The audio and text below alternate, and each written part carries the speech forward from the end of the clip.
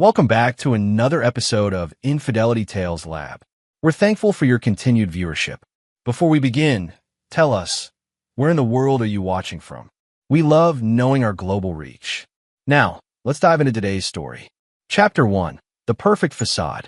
David Morrison had always been a man of simple pleasures. For 15 years, he'd lived quietly in their modest suburban home, working as what his wife Jennifer believed was a mid-level IT consultant. Every morning, he kissed her goodbye, drove his unremarkable Honda Civic to what she assumed was another day of troubleshooting corporate networks. Every evening, he returned home with the same tired smile, asking about her day at the local marketing firm where she worked as a creative director. Jennifer Morrison was everything David had once thought he wanted: blonde, ambitious, and charming enough to light up any room she entered. When they'd met at a coffee shop 12 years ago, she was struggling to establish her career, and he was immediately drawn to her determination. She saw in him stability, reliability, a safe harbor after a string of disappointing relationships with unreliable men. What Jennifer never knew was that David's morning commute didn't end at any corporate office. Instead, he drove to a private airstrip where a jet waited to take him to meetings that would make her head spin. David Morrison wasn't just another IT consultant. He was David Morrison, the ghost investor whose anonymous hedge fund had quietly accumulated positions in dozens of Fortune 500 companies. His real worth wasn't the $80,000 salary Jennifer believed he earned. It was closer to $3.2 billion, carefully hidden behind layers of shell companies and offshore accounts. He'd chosen this life deliberately. After growing up watching his father's wealth tear his family apart, the affairs, the gold diggers, the constant suspicion, David had decided early that when he found love, it would be real. Not transactional, not based on what he could provide, but who he was as a person. For 12 years, the charade had worked perfectly. Jennifer seemed content with her middle-class lifestyle. She didn't ask for designer bags or expensive vacations. She seemed to genuinely love him for the quiet, dependable man he pretended to be. But lately, something had shifted. Jennifer had been working late more often, her phone suddenly password protected, her laughter a little too bright when she talked about her new colleague, Ryan Hutchins. David noticed everything. It was a skill that had made him billions, but he said nothing. He watched, waited, and hoped he was wrong. Ryan Hutchins was everything David appeared not to be. 6'2", with the kind of confident swagger that came from a lifetime of getting what he wanted. Fresh out of business school at 32, he joined Jennifer's firm as a senior account executive, bringing with him stories of his family's real estate empire and promises of bigger things to come. His clothes were expensive, his car was a leased BMW, and his Instagram was filled with photos from exotic locations that someone making $90,000 a year shouldn't be able to afford. What Ryan lacked in actual substance, he made up for in presentation. He talked a big game about deals in the works, about family money, about opportunities just around the corner. To Jennifer, who had grown tired of clipping coupons and dreaming about vacations they couldn't afford, Ryan represented everything her marriage wasn't: excitement, possibility, the promise of a larger life. The first time Jennifer stayed late to work on a project with Ryan, David tracked her phone to a hotel across town. He could have confronted her then, could have saved them both months of deception. Instead, he did what he always did. He gathered information. Private investigators, financial records, phone taps, all completely illegal, all completely invisible to everyone involved. Within 2 weeks, David knew everything. The affair had been going on for 3 months. Ryan was drowning in debt despite his flashy exterior. His family's real estate empire was a series of failed strip mall investments, and his BMW was 2 payments away from repossession. Most telling of all, Jennifer wasn't just sleeping with Ryan. She was planning to leave David for him. The conversations David's investigators captured painted a clear picture. Jennifer saw David as a stepping stone she'd outgrown, and Ryan was her ticket to the life she felt she deserved. The betrayal cut deeper than David had expected. Not because he was surprised, he'd seen the signs for months, but because it confirmed his worst fears about human nature. Jennifer hadn't fallen out of love with him. She'd never truly loved him at all. She loved the security he provided, the stability, the safe choice. But when something that seemed bigger and better came along, she was ready to discard 15 years of marriage without a second thought. As David sat in his home office that night, listening to Jennifer humming in the shower after another late work session, he made a decision that would change everything. He wouldn't confront her. He wouldn't try to save their marriage. Instead, he would give her exactly what she wanted, a chance to take half of everything. She just had no idea what everything actually meant. Chapter 2. The Unraveling Truth. The next 3 weeks passed like a carefully choreographed dance. Jennifer grew bolder in her deception, sometimes not even bothering to create elaborate excuses for her absences. David played his part perfectly, the oblivious husband, occasionally asking gentle questions that Jennifer deflected with practiced ease. "You've been working so hard lately," he'd say over dinner. "This Ryan guy must be a real taskmaster." Jennifer would laugh, not catching the way David's eyes had gone completely cold. "Oh, you know how it is with new accounts. We're really pushing to land this big client. Ryan's just very driven." Driven. That was one word for it. Through his surveillance, David watched their relationship progress from stolen moments in hotel rooms to elaborate fantasies about their future together. Jennifer had even started apartment hunting, though she told David she was just browsing online for fun. The apartment she'd found wasn't modest. It was a downtown loft that would cost 3 times their current mortgage. When David's investigator dug deeper, he discovered Jennifer believed Ryan's promises about a promotion that would triple his salary and stock options that would make them wealthy within 5 years. None of it was true, of course. Ryan's family business was hemorrhaging money, and his position at Jennifer's firm was already under scrutiny due to his failure to bring in any substantial new clients. The man Jennifer was planning to leave her marriage for was living month to month, one disaster away from complete financial ruin. But David didn't enlighten her. Instead, he began making his own preparations. First, he restructured his holdings, moving assets through a complex web of trusts and international accounts. To anyone investigating, including the divorce lawyer Jennifer had secretly consulted, David Morrison would appear to own exactly what he'd always claimed: a modest 401k, half ownership in their house, and a small savings account. Second, he started documenting everything.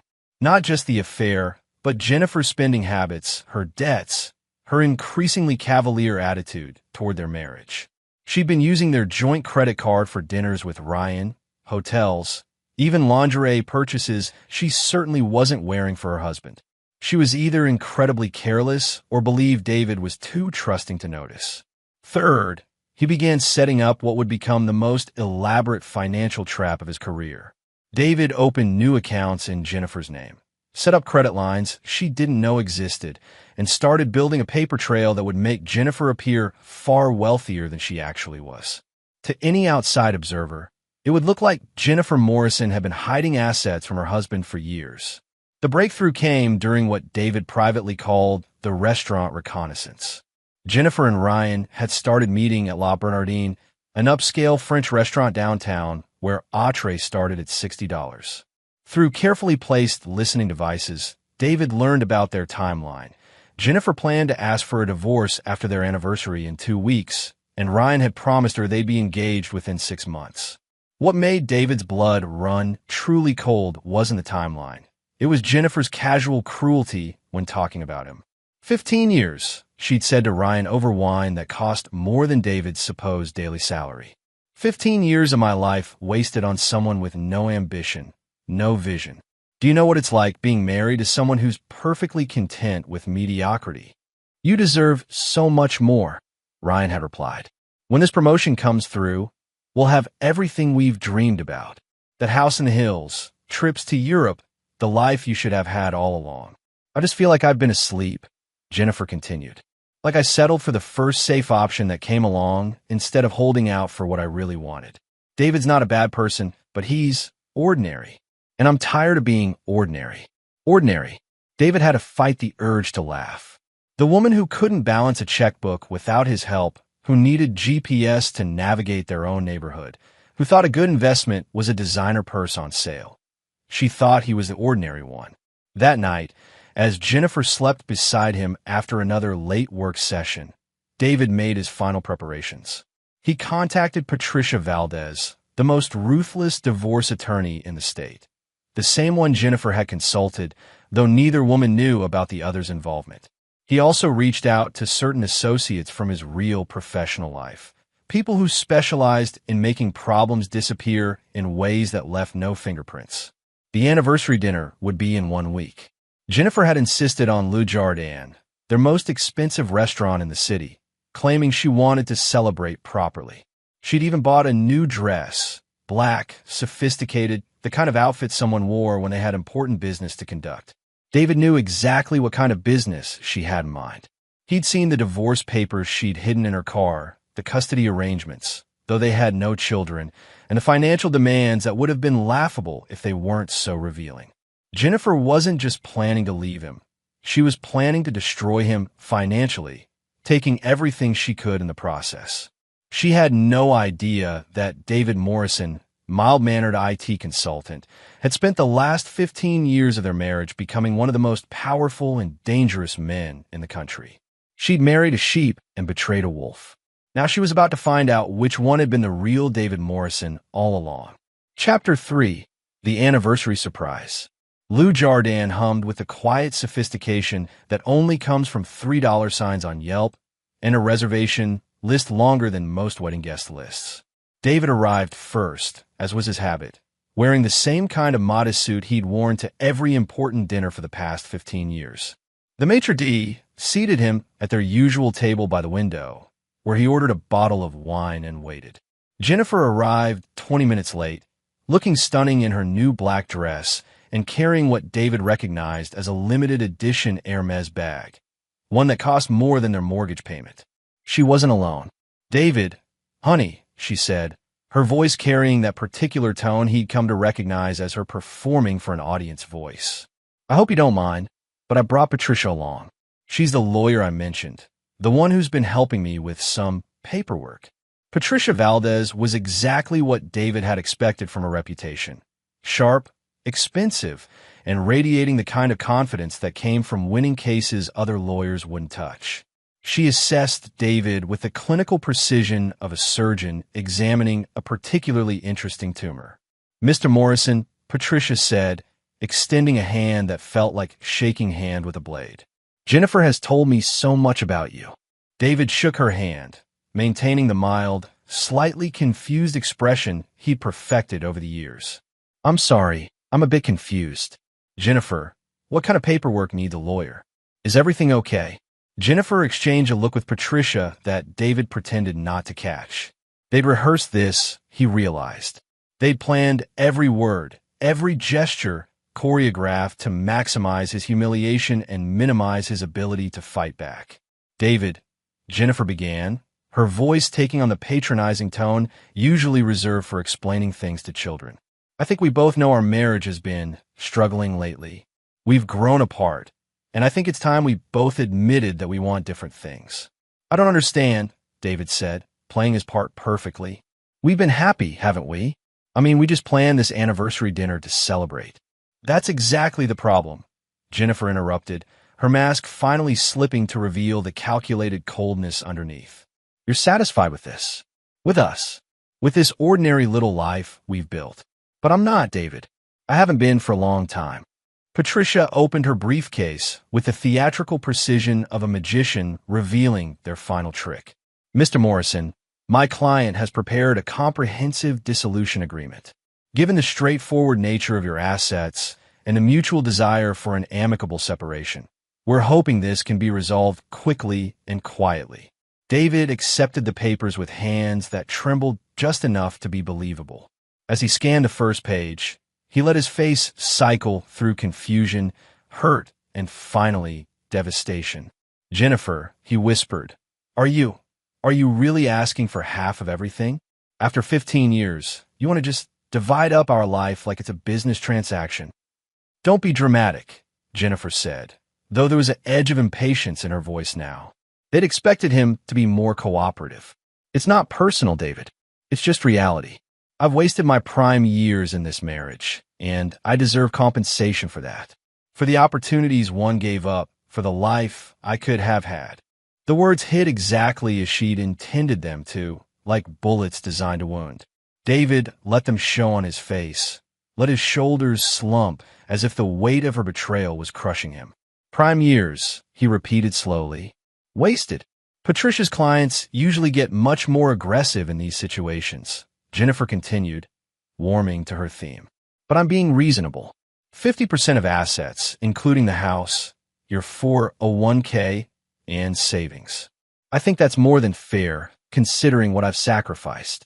Patricia leaned forward with the predatory smile that had made her famous in family court. My client deserves compensation for her suffering, Mr. Morrison. 15 years of supporting a marriage that clearly wasn't meeting her needs. The court will be very sympathetic to a woman who gave up her best years for a man who couldn't provide the life she deserved. David looked between them. These two women who thought they were dismantling the life of some helpless middle manager, and felt something cold and final settle in his chest. He thought about Jennifer's late nights with Ryan, about her casual cruelty in describing their marriage, about the complete lack of guilt or remorse on her face as she demanded payment for the privilege of betraying him. You know what? He said quietly, reaching into his jacket for a pen. You're absolutely right. Jennifer blinked, clearly not expecting capitulation this easy. You are right, David continued, signing the papers without reading them. You did waste your prime years. You do deserve compensation. And I think 50% is exactly what you should get. He slid the papers back across the table with a smile that didn't reach his eyes. Patricia looked suspicious. No one gave up half their assets that easily, but Jennifer was practically glowing with triumph. I'm so glad you're being mature about this, Jennifer said, already mentally redecorating the life she'd build with Ryan. This really is for the best, David. For both of us. David finished his wine and stood up, dropping enough cash on the table to cover dinner and a generous tip. You know, Jennifer, I've learned something important tonight. Sometimes the best thing you can do for someone you love is give them exactly what they think they want. He paused at her chair, leaning down as if to kiss her goodbye. Instead, he whispered just loud enough for her to hear, I hope you enjoy your 50%. Walking out of Le Jardin, David felt lighter than he had in months. Behind him, Jennifer was already calling Ryan to share the good news, probably planning to celebrate their victory with champagne and dreams of the future they'd stolen from her fool of a husband. She had no idea that David Morrison, the man she'd just destroyed, didn't actually exist. The real David Morrison was someone else entirely. Someone who had just decided that Jennifer and Ryan deserved to learn exactly what happened to people who mistook his mercy for weakness. The next morning, David packed a single suitcase and vanished. Jennifer found only a note on the kitchen counter. Gonna process everything. We'll be in touch through lawyers. She probably thought he was off somewhere licking his wounds, maybe crying into a beer at some dive bar. She had no way of knowing he was actually on a private jet to Switzerland, where some very important people were waiting to help him orchestrate the most comprehensive destruction of two lives that money and power could arrange. By the time Forbes published their annual billionaire list 1 week later, Jennifer Morrison was about to discover that sometimes, when you reach for more than you deserve, you end up with far less than you started with. Chapter 4. The Billionaire List. Jennifer was sipping her morning coffee and scrolling through her phone when she saw it. Forbes magazine's annual billionaire list had just been released, and there, sitting at number 47 with a net worth of $3.2 billion, was a photo she recognized immediately. The coffee mug shattered against the kitchen floor. David Morrison, 43, investment management, read the caption under a professional headshot that looked nothing like the tired, ordinary man she'd been married to for 15 years. This David Morrison wore a $15,000 suit, had the bearing of someone accustomed to commanding rooms full of powerful people, and looked directly into the camera with eyes that seemed to see through everything. Her hands shaking, Jennifer fumbled for her phone and dialed a number she'd called exactly 71 times since discovering the article 3 hours ago. It went straight to voicemail, the same generic message that had been driving her insane all morning. David, it's me again, she said, trying to keep the desperation out of her voice. I saw the Forbes article. and there must be some mistake. That can't be you. We need to talk. Please call me back. She hung up and immediately dialed again. This time, a different voice answered, crisp, professional, definitely not David. Mr. Morrison's office. How may I help you? Who is this? I'm trying to reach David Morrison. I'm his wife. A pause. I'm sorry, but Mr. Morrison is traveling and not taking personal calls. If you'd like to leave a message. Personal calls? Jennifer's voice cracked. I'm his wife. We've been married for 15 years. Another pause, longer this time. Ma'am, I'm going to need to verify your identity. Can you provide Mr. Morrison's social security number or the name of his primary financial institution? Jennifer realized with growing horror that she didn't know either. David had always handled their taxes, their banking, their investments. She'd been content to let him manage the boring financial details while she focused on her career and social life. We have a joint checking account at First National, she said weakly. I'm sorry, ma'am, but that's not matching our records. I'll have to ask you to contact our legal department if you wish to make any claims regarding Mr. Morrison. The line went dead. Jennifer sank into a kitchen chair, staring at the Forbes article on her phone. According to the brief bio, David Morrison had founded Morrison Capital 15 years ago, right around the time they'd gotten married. The fund specialized in strategic investments in emerging technologies and distressed assets, with a track record that had made him one of the youngest billionaires in the country. 15 years. He'd been building a financial empire the entire time she'd known him, and she'd never suspected a thing. Her phone rang, and she grabbed it eagerly, hoping it was David. Instead, Ryan's name flashed on the screen. Jen, baby, you're not going to believe what just happened, Ryan said without preamble. My credit cards were all declined this morning, and when I called the bank, they said my accounts had been frozen pending an investigation into fraudulent activity. They won't tell me anything else, just that I need to come in and speak with their fraud department. Ryan, Jennifer said slowly, have you seen the Forbes billionaire list? What? No, why would I wait? What does that have to do with my credit cards? Jennifer found herself laughing, a high, slightly hysterical sound. My ex-husband, is apparently worth $3 billion.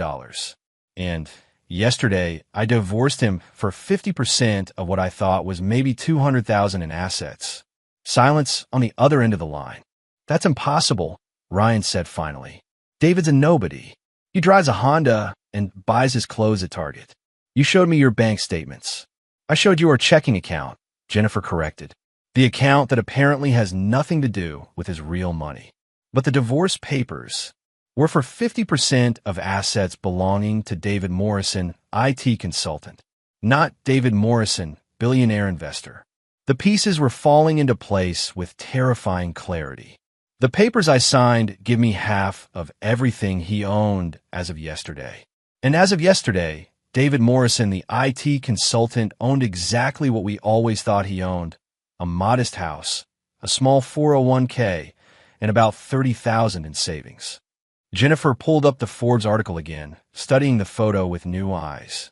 This wasn't a different person. It was David with better lighting, better clothes, and the confidence that came from wielding real power. How had she never noticed the way he carried himself? The fact that he never seemed stressed about money? The phone calls he took in private, speaking in a voice she'd never heard him use? 15 years, she whispered.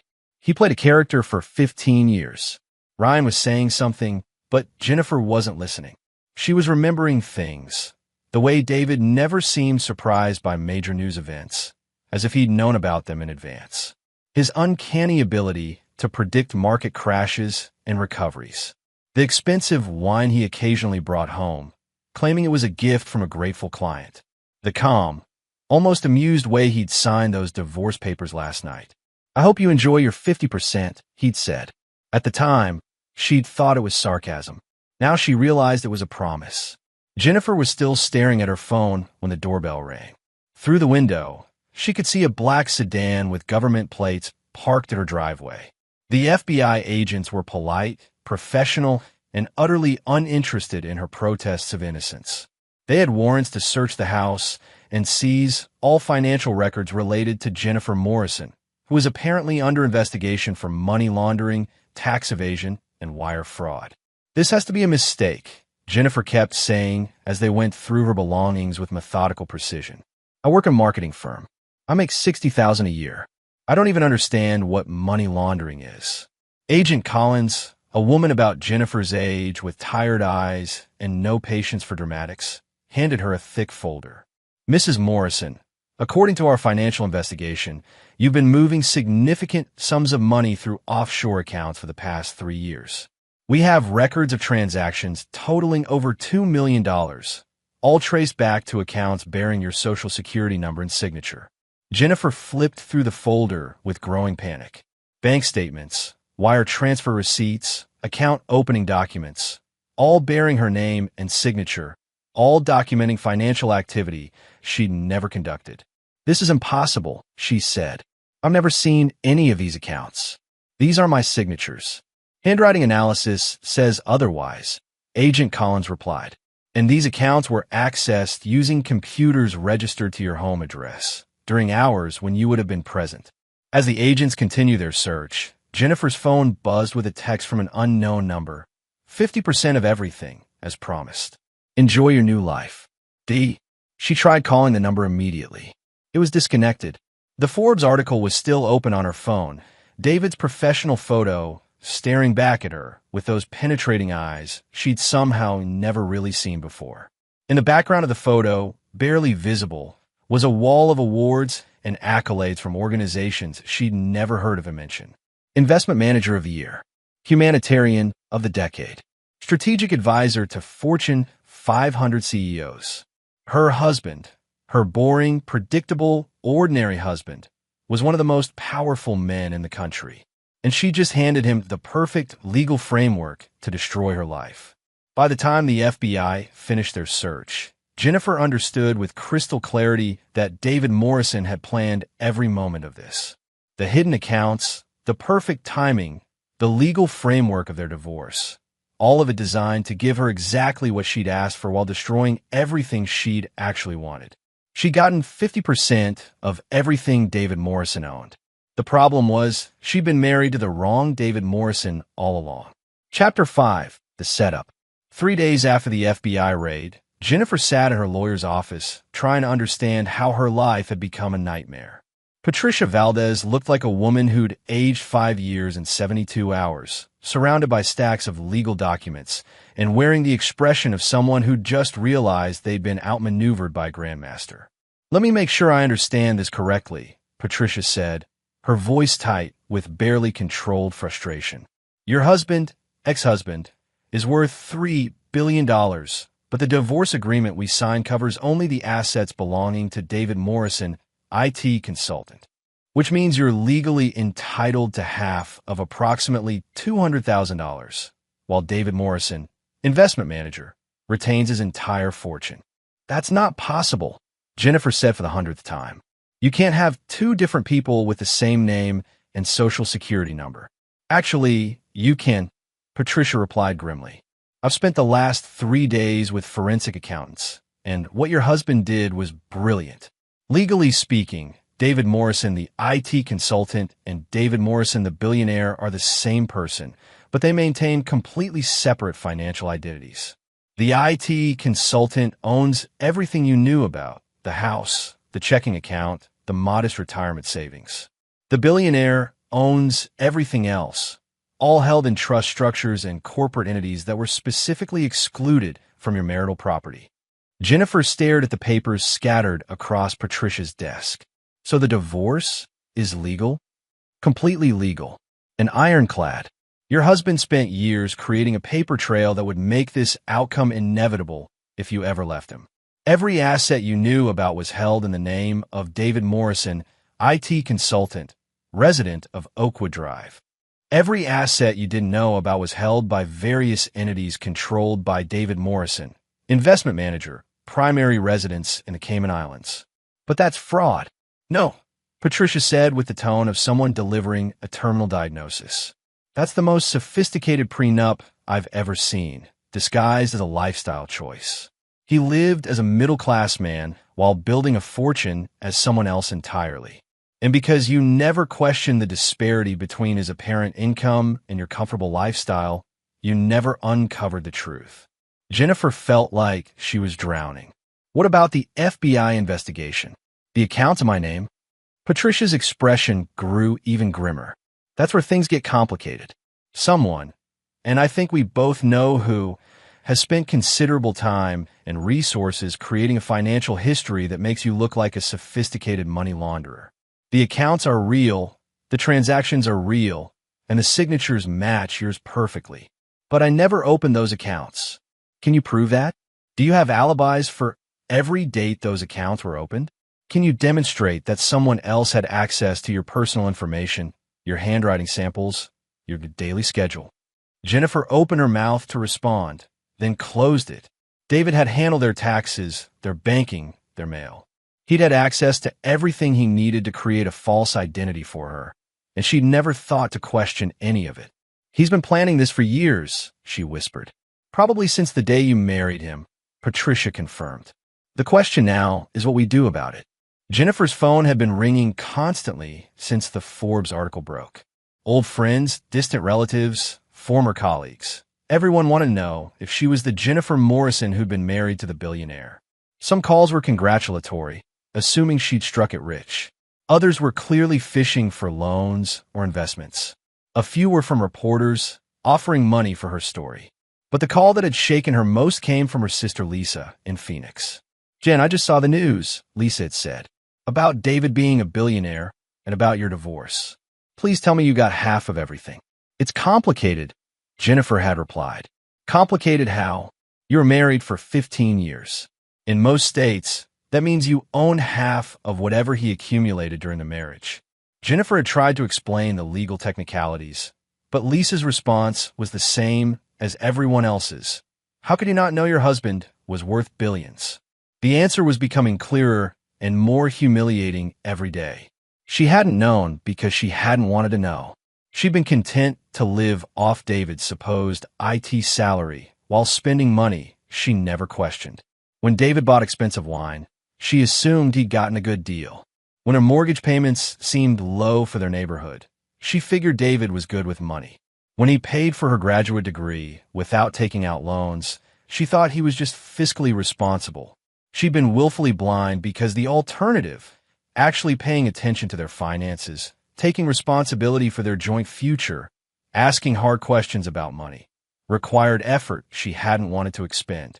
She'd prefer to focus on her career, her social life, her affair with Ryan, while David quietly built an empire she couldn't even comprehend. "There's something else," Patricia said, pulling Jennifer back to the present. "I've been contacted by Ryan Hutchins' attorney. Apparently, he's also under federal investigation, and he's claiming that you recruited him into some kind of conspiracy to defraud your husband." "That's insane. Ryan doesn't even know about David's money." "Are you sure about that?" "Because the evidence suggests otherwise. Bank records show that Ryan received 3 wire transfers totaling $50,000 from one of the accounts linked to your name. The transfers were made over the course of your affair, always within 24 hours of your hotel meetings." Jennifer's mind reeled. "That's impossible. Ryan's been broke this whole time. He couldn't even pay for dinner without borrowing money."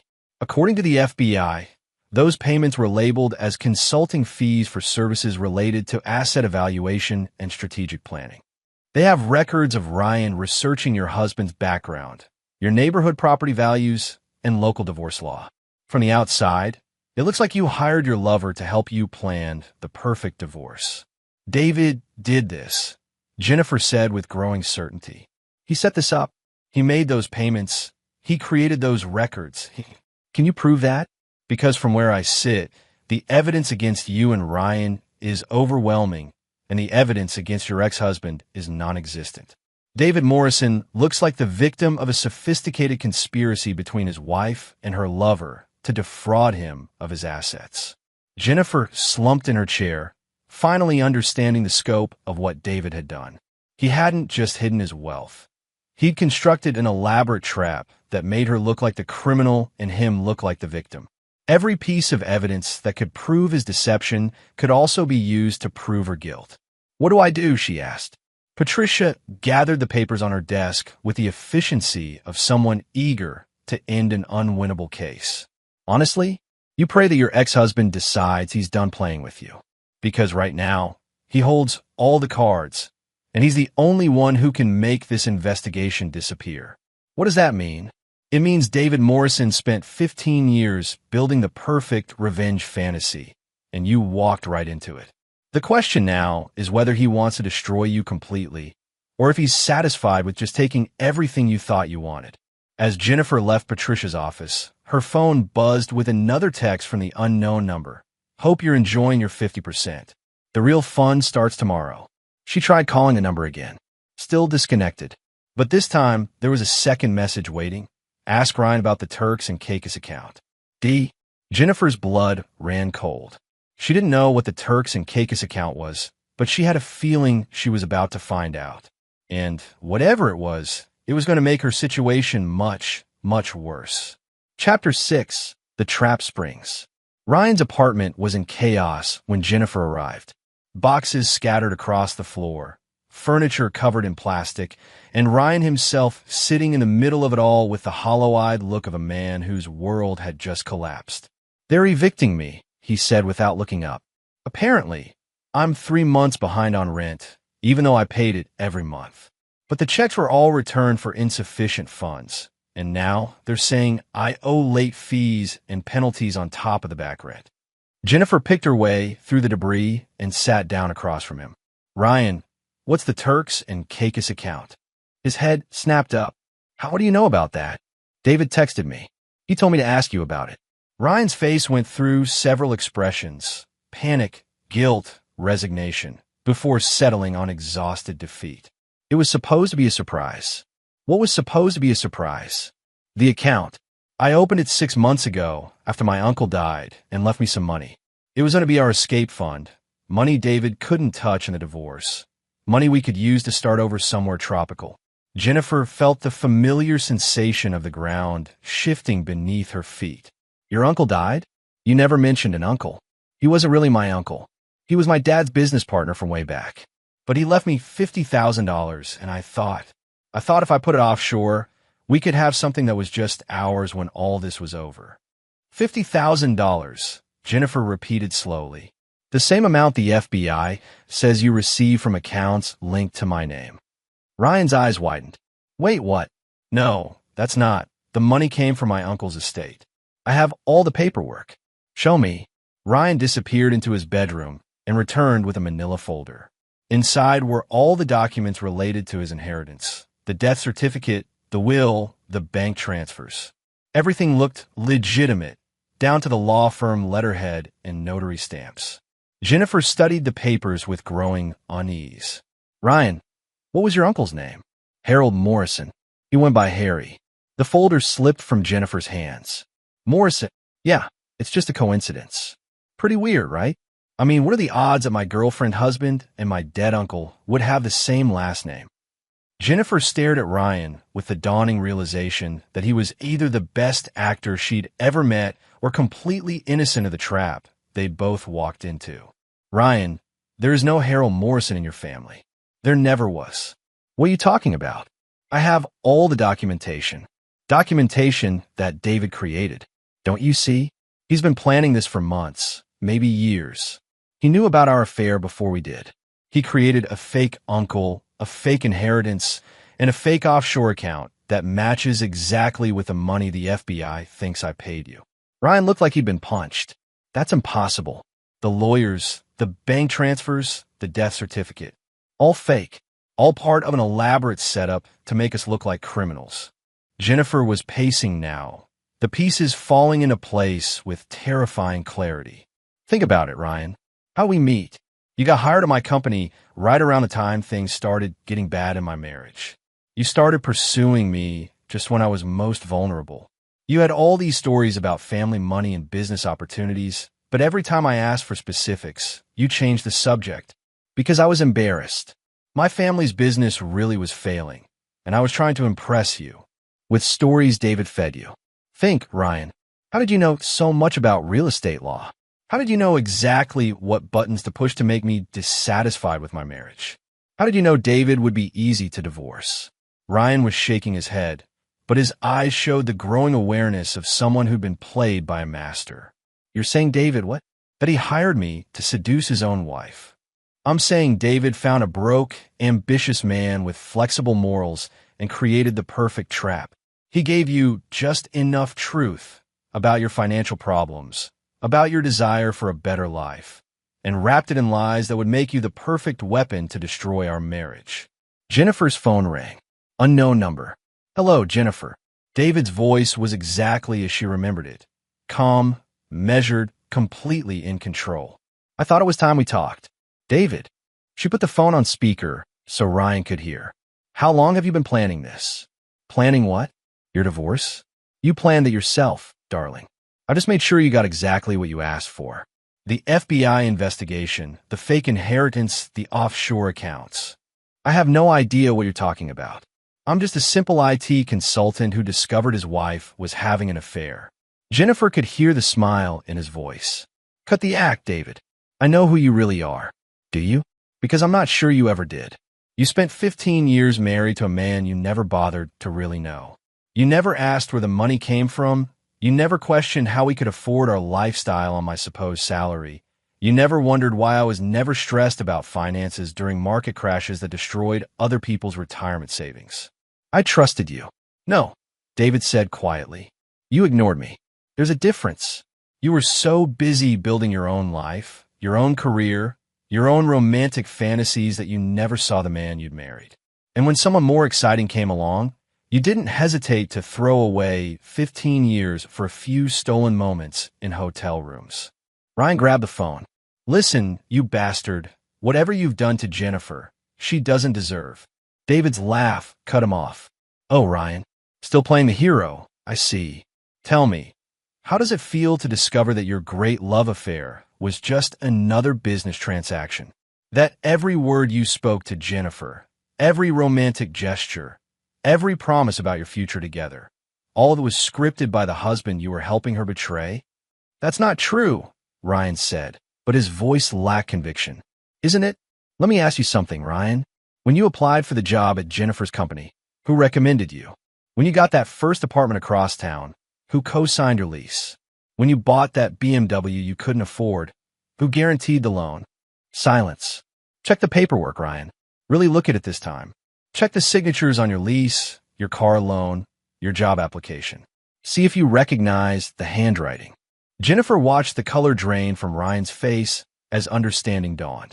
David hadn't just manipulated their affair, he'd created it. Every circumstance that brought them together, every opportunity for them to betray their marriage, every step toward the divorce had been orchestrated by the man they thought they were deceiving. The beautiful thing about revenge, David continued, is that the best kind gives people exactly what they think they want. Jennifer wanted a more exciting life with a man who could give her everything I supposedly couldn't.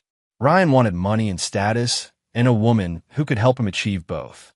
So I gave them everything they asked for. And what did you get? Jennifer asked. Justice, David replied, and the satisfaction of watching two people who think they're smarter than everyone else discover that they're not nearly as clever as they believed. The line went dead. Jennifer and Ryan sat in silence for a long moment, surrounded by the wreckage of their carefully constructed lies. Finally, Ryan spoke. How long do you think he's been watching us? Probably since the day we met, Jennifer replied. Maybe longer. What do we do now? Jennifer looked around Ryan's destroyed apartment, thought about her own FBI investigation, considered the divorce papers that had seemed like such a victory just days ago. I think, she said slowly, we're about to find out just how thoroughly David Morrison can destroy two people when he really puts his mind to it. Outside, a black sedan sat at the end of the street, its occupants taking photographs with long-range lenses. Neither Jennifer nor Ryan noticed it. They were too busy trying to understand how completely they'd been outmaneuvered by a man they dismissed as ordinary. But David Morrison had never been ordinary. He'd just been patient. And now, finally, it was time for the real punishment to begin. Chapter 7, The Unraveling. 2 weeks after the phone call, Jennifer's world had collapsed so completely that she sometimes wondered if her old life had been real at all. The FBI investigation had expanded into a full-scale financial crimes task force, with agents tracking what they believed was an international money laundering operation spanning 3 countries and involving dozens of shell companies. Jennifer sat in a federal holding cell, waiting for her lawyer to arrange bail she couldn't afford. The house was gone, seized as evidence, and sold to cover restitution for her alleged crimes. Her job was gone, terminated immediately when the indictment was unsealed.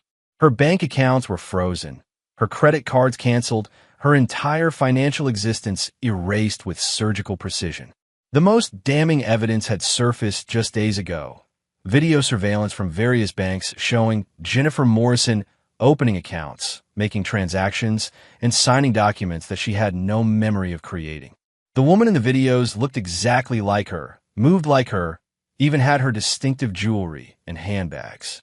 Deep fake technology, her public defender had explained with the weary tone of someone who'd seen too many impossible cases. Sophisticated enough to fool any jury. And the financial paper trail is bulletproof. Whoever set this up spent years creating a version of your life that makes you look like a criminal mastermind. Ryan was in an even worse position. His inheritance had been traced to a complex network of offshore accounts that the FBI claimed were used to fund international arms dealers. He was facing charges that could put him away for 20 years, and unlike Jennifer, he couldn't even afford a public defender.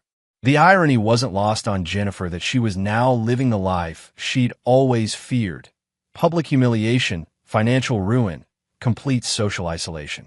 Every news story about her case mentioned her affair, her divorce, her attempt to defraud billionaire husband David Morrison. The comment sections were particularly brutal, filled with people who seemed to take personal satisfaction in her downfall. Gold-digging wife gets what she deserves. Should have appreciated what she had instead of cheating. This is what happens when you try to scam someone smarter than you. What made it worse was that Jennifer couldn't even defend herself without sounding delusional. Who would believe that David Morrison, victim of financial fraud and betrayed husband, had actually orchestrated the entire scheme?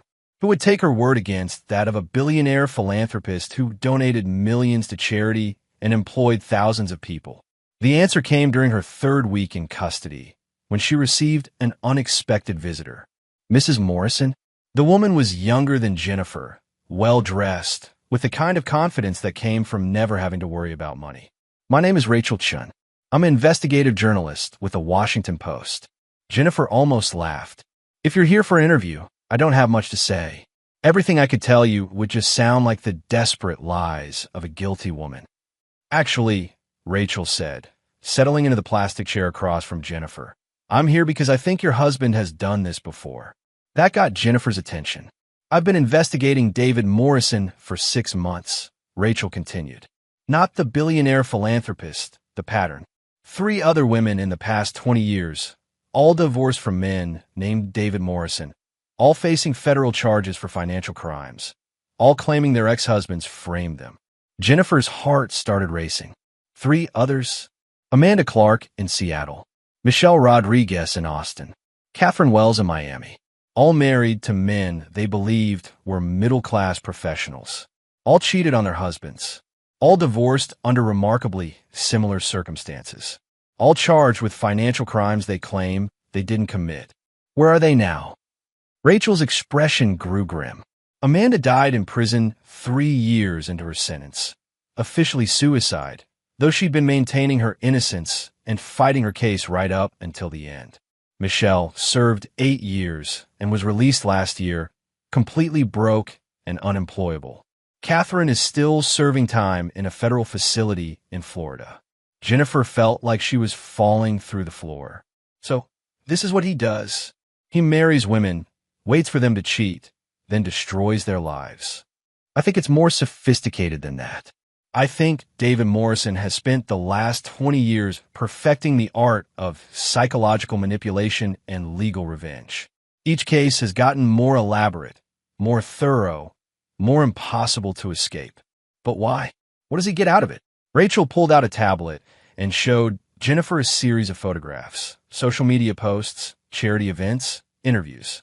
In each one, David Morrison appeared as the grieving, betrayed husband who'd overcome personal tragedy to build something meaningful with his life.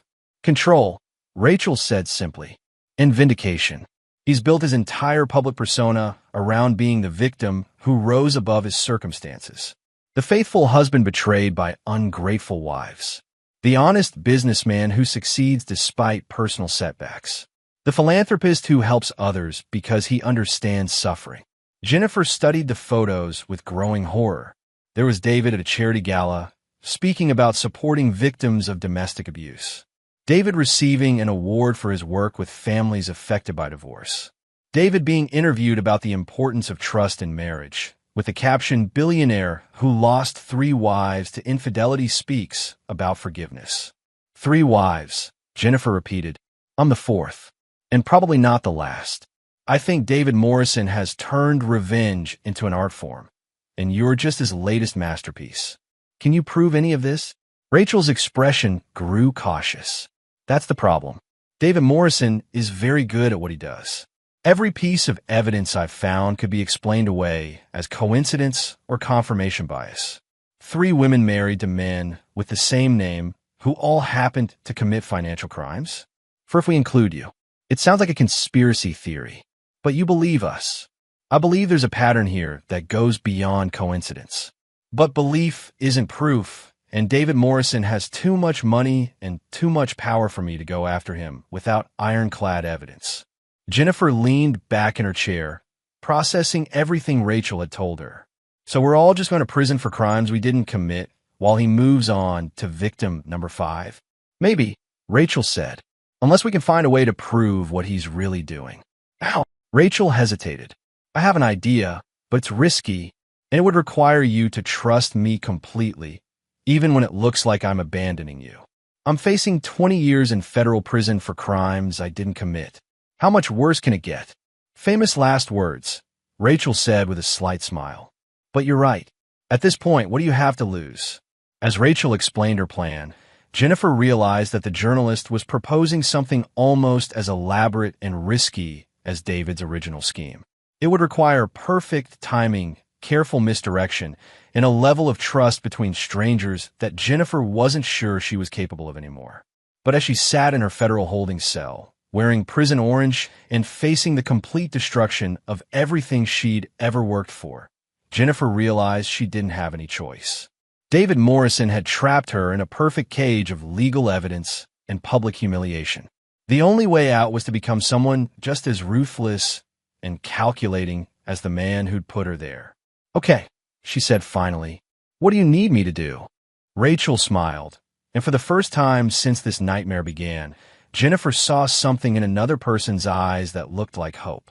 First, Rachel said, we need to talk to Michelle Rodriguez. She's been waiting 20 years for someone to believe her story. And she's developed some very interesting theories about exactly how David Morrison chooses his victims. As Jennifer was led back to her cell, she couldn't shake the feeling that she was about to become part of something much larger and more dangerous than her own personal revenge story.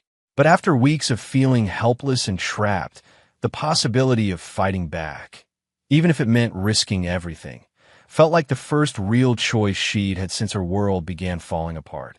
David Morrison thought he'd won. He thought Jennifer was just another broken victim in his collection of perfect crimes.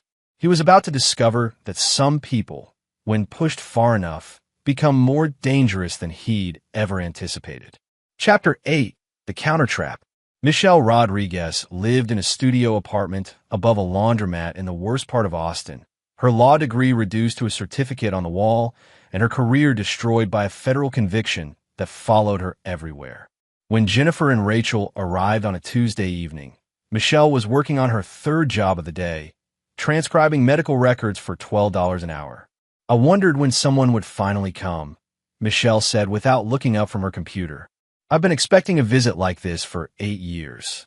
She was 43, rail-thin, with prematurely gray hair and the kind of exhausted dignity that came from surviving something that should have destroyed her.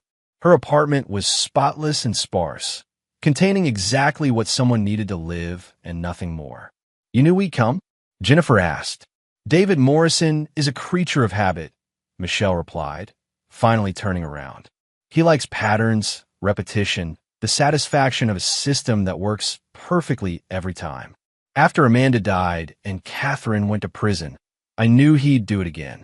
And when the Forbes list came out last month with his updated net worth, I knew the next victim was about to discover who she'd really married. Rachel pulled out her recording equipment. Michelle, are you willing to go on record about what happened to you? I've been waiting 8 years for someone to ask me that question. Michelle closed her laptop and gave them her complete attention. But first, you need to understand something. David Morrison didn't choose us randomly. He has a very specific type, and there's a reason his system works so perfectly. Jennifer shifted uncomfortably. What do you mean? Show me your college photos, Michelle said. Confused, Jennifer pulled out her phone and scrolled to some old pictures from her sorority days. Michelle studied them for a moment, then walked to a small box on her bookshelf. Inside were photographs of herself from 20 years ago. Young, blonde, professionally dressed, with the kind of confident smile that came from believing the world was full of possibilities. The resemblance was unmistakable. Not identical, but clearly the same type. Attractive, ambitious, upper-middle-class women with similar builds and coloring. Amanda looked like us too, Michelle continued. And Catherine. David Morrison doesn't just marry randomly. He has a template, and he shops for wives the same way other people shop for cars. Rachel was taking notes furiously. What does he find you?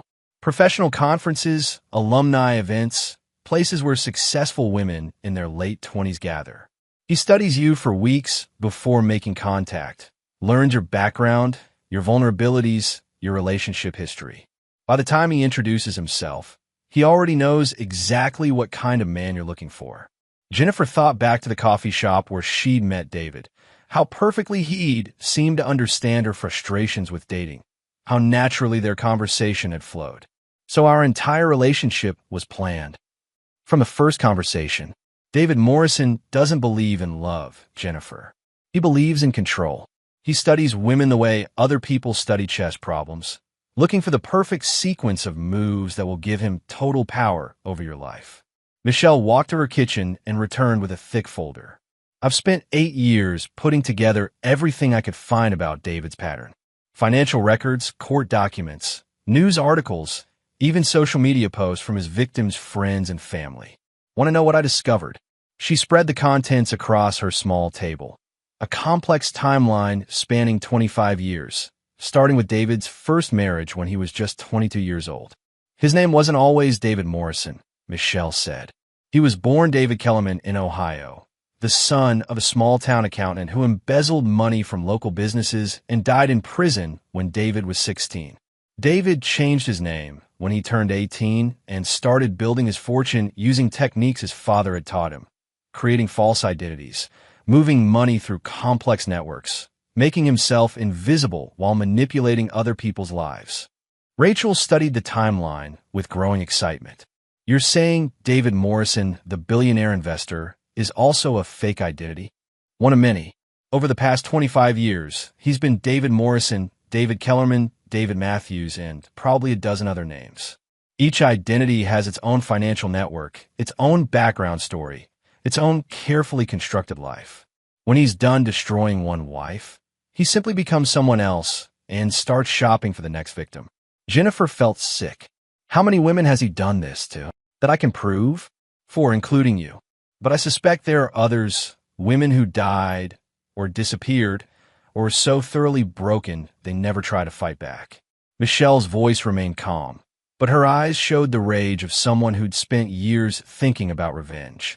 David Morrison has turned the systematic destruction of women's lives into his personal hobby, and no one's ever stopped him?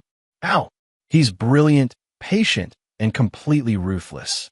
He chooses victims who fit a specific profile, successful enough to be worth destroying, but not powerful enough to fight back effectively. He builds cases that are legally bulletproof, and he presents himself to the world as the victim, the faithful husband who keeps getting betrayed by ungrateful wives. Rachel looked up from her notes. Michelle, I need to ask you something, and I need you to be completely honest. Did you cheat on David? Michelle was quiet for a long moment. Yes. with a man I later discovered was an actor David had hired to seduce me. The entire affair was scripted, Jennifer, down to the romantic gestures and promises about our future together. David created a man designed to exploit my specific emotional vulnerabilities, then sat back and watched me destroy my marriage with someone who was literally reading from a script. Jennifer's hands started shaking. Ryan. He did the same thing with Ryan. Of course he did. David's system works because it gives you the illusion of choice while actually controlling every variable. You think you're rebelling against your boring marriage, but you're actually following a path he designed specifically for you. The three women sat in silence for a moment, absorbing the full scope of what David had created. Not just individual revenge schemes, but an entire system for identifying, manipulating, and destroying women who fit his preferred victim profile. Finally, Rachel spoke. Michelle, Jennifer, I think we can stop him. But it's going to require something that's never been tried before. What? We're going to give David Morrison exactly what he wants most, another victim. Someone who fits his pattern perfectly. Someone vulnerable enough to manipulate. Someone he can't resist adding to his collection. Jennifer frowned. You want to set up another woman to be destroyed? No, Rachel said with a smile that was equal parts excitement and determination. I want to set up David Morrison to destroy himself. Because I think his greatest strength, his absolute confidence in his system, might also be his greatest weakness. As Rachel explained her plan, Jennifer realized the journalist was proposing something that was either brilliant or completely insane. It would require perfect acting, enormous risk, and the kind of coordinated deception that David himself had perfected. But it might also be the only way to give a monster exactly what he deserved. Are you in? Rachel asked. Jennifer looked around Michelle's tiny apartment, thought about Catherine Wells still sitting in federal prison, remembered Amanda Clark who died, maintaining her innocence, considered her own future as David Morrison's fourth convicted victim. I'm in, she said. Let's destroy the bastard. Michelle smiled for the first time since they'd arrived. Finally, I've been waiting 8 years to hear someone say those words. Outside Michelle's window, the city lights stretched toward the horizon, full of possibilities and hidden dangers. Somewhere out there, David Morrison was probably already selecting his next victim, confident that his perfect system would work exactly as it always had.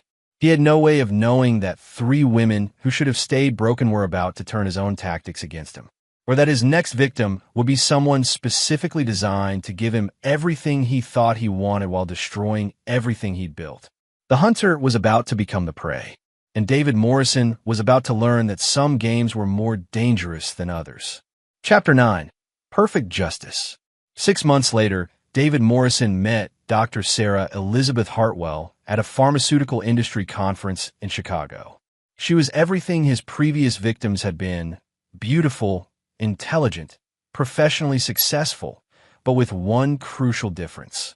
Dr. Hartwell was actually FBI Special Agent Sarah Beth Hamilton, working undercover with the full resources of a federal task force that had been quietly building a case against David Morrison for conspiracy, racketeering, and systematic fraud spanning multiple decades. The task force had been Rachel Chen's idea, born from months of collaboration between her investigative reporting and Jennifer's inside knowledge of David's methods. When presented with Michelle's evidence and Jennifer's first-hand account, the FBI had realized they weren't looking at isolated financial crimes. They were looking at one of the most sophisticated serial fraud operations in American history. Agent Hamilton had spent weeks preparing for her role as David's next victim. She'd studied his pattern, learned his preferences, and crafted a background designed to trigger all his psychological triggers. She was recently divorced from a man who'd left her for a younger woman, financially successful but emotionally vulnerable, and attending the conference alone after her research partner had canceled at the last minute. David approached her at the hotel bar with the same carefully calculated charm he'd used on Jennifer, Michelle, Amanda, and Catherine. Within an hour, he was telling her about his own recent divorce from a wife who'd tried to steal his money, his work as a strategic consultant, his modest lifestyle despite his professional success. Sarah was fascinated by David's stories, impressed by his humility, and grateful for the attention of someone who seemed to understand her recent romantic disappointments. When he suggested dinner the following evening, she accepted with exactly the right combination of enthusiasm and careful reserve. Over the next 3 months, David Morrison executed his pattern with precision. He courted Sarah with romantic gestures that seemed spontaneous, but followed the exact same sequence he'd used with his previous victims. He shared carefully edited stories about his past relationships, positioning himself as the victim of ungrateful women who'd never appreciated his devotion. He gradually increased the intimacy of their relationship while subtly criticizing her ex-husband and encouraging her dissatisfaction with her current life. Every conversation was recorded. Every financial transaction was monitored. Every aspect of David's manipulation was documented by agents who understood exactly what they were watching. The breakthrough came when David began setting up Sarah's destruction. Following his established pattern, he started creating false financial accounts in her name, building the paper trail that would eventually make her look like a money launderer and federal criminal. But this time, instead of an unwitting victim, he was targeting someone who could document every step of his fraud in real time. When David hired an actor to play Dr. Marcus Webb, the charming colleague designed to seduce Sarah away from their relationship, the FBI was ready. Dr. Webb was actually Agent Timothy Foster, who played his role perfectly while wearing recording devices that captured David's detailed instructions about how to manipulate Sarah's emotions and destroy her trust in their relationship. The final trap was sprung on what should have been Sarah's destruction. David had arranged for her to discover evidence of her own supposed financial crimes, planted carefully to make her look guilty while keeping his hands completely clean. But instead of a panicked woman discovering she'd been framed, David found himself surrounded by federal agents executing arrest warrants for fraud, conspiracy, racketeering, and multiple counts of identity theft. David Kellerman, Agent Hamilton said, using his birth name as she placed him in handcuffs, "You're under arrest for conspiracy to commit fraud, racketeering, money laundering, and approximately 24 other federal crimes spanning the past 25 years. For the first time in his adult life, David Morrison looked genuinely surprised. The trial became the most closely watched white-collar prosecution of the decade. Jennifer, Michelle, and Catherine, who was released pending David's trial, all testified about their experiences. Amanda Clark's family provided evidence from her case. Most damning of all were the recordings of David instructing Agent Foster on exactly how to manipulate Sarah's emotions, combined with financial records showing his systematic creation of false evidence designed to frame his victims. David's defense team tried to argue that he was a victim of vindictive ex-wives and an overzealous FBI task force. They portrayed him as a successful businessman who'd been unlucky in love, targeted by women who wanted his money and investigators who wanted a high-profile conviction. The jury wasn't buying it. When the recordings were played of David explaining to Agent Foster how to break down her defenses and make her feel guilty for trusting anyone but me, the courtroom fell silent. When financial experts demonstrated how David had systematically created false identities for his victims over the course of decades, several jurors visibly recoiled. Most devastating was Michelle Rodriguez's testimony about her 8 years in prison for crimes she hadn't committed, delivered with the quiet dignity of someone who'd survived something that should have destroyed her. David Morrison didn't just steal money, she told the jury. He stole lives. He stole time. He stole the futures of women who made the mistake of trusting him. And he did it all while presenting himself as the victim, collecting sympathy and admiration for surviving the betrayal of ungrateful wives. The verdict was unanimous on all counts. David Morrison was sentenced to 45 years in federal prison without the possibility of parole, with additional restitution payments that would strip him of every asset he'd accumulated through his criminal enterprise. But for Jennifer, the real satisfaction came from the civil suits that followed. With David's criminal conviction, the evidence of his fraud was overwhelming. Every victim received significant financial compensation from his seized assets. More importantly, the convictions that had destroyed their lives were all overturned. Jennifer used her settlement to start a foundation supporting women who'd been victimized by systematic fraud and manipulation. Michelle returned to law school and became a prosecutor specializing in financial crimes. Catherine started a support group for federal prisoners who'd been wrongfully convicted. Amanda Clark's family received a formal apology from the federal government and a settlement that helped establish a scholarship in her name for women studying criminal justice. The final piece of justice came from an unexpected source. Ryan Hutchins, who had been released when David's conspiracy was exposed, chose to testify about his own manipulation and the way David had exploited his financial desperation to turn him into an unwitting accomplice. "I thought I was seducing another man's wife," Ryan told the court during the sentencing phase. "I had no idea I was just a puppet in someone else's revenge fantasy." David Morrison didn't just destroy marriages. He destroyed the people who trusted him, the people who worked for him, and the people who got caught up in his schemes without ever knowing they were being used. On the day David Morrison was led away in shackles, Jennifer stood outside the federal courthouse with Michelle, Catherine, and Rachel. For the first time in over a year, she felt like herself again. Not David's victim, not the woman who'd been systematically broken down and rebuilt as a criminal, but Jennifer Morrison, someone who'd survived something terrible and used that survival to protect other people. "Think he'll appeal?" Catherine asked. "Probably," Rachel replied, "but it won't matter.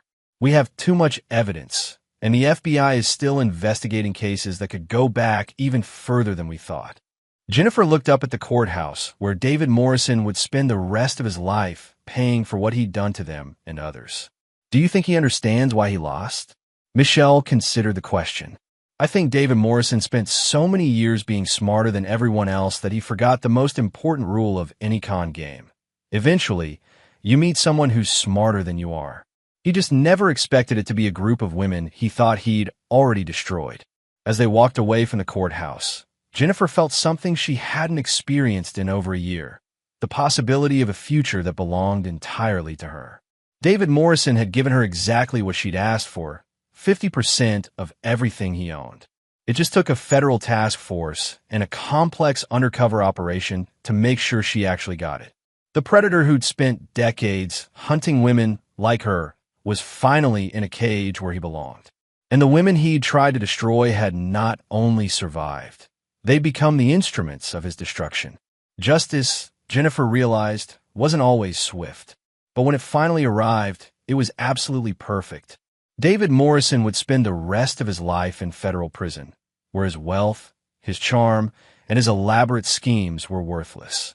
The man who'd built his empire on the systematic destruction of women's lives would end his days powerless, forgotten, and utterly alone. For Jennifer Morrison and the other women whose lives he'd tried to destroy, that was exactly the ending this story deserved. And there you have it. Another story comes to an end. What did you think? I'd love to hear your thoughts in the comments below. If you enjoy this story, consider joining our community by subscribing. It means the world to us. For more stories like this one, check out the recommended videos on screen. And I'll see you there.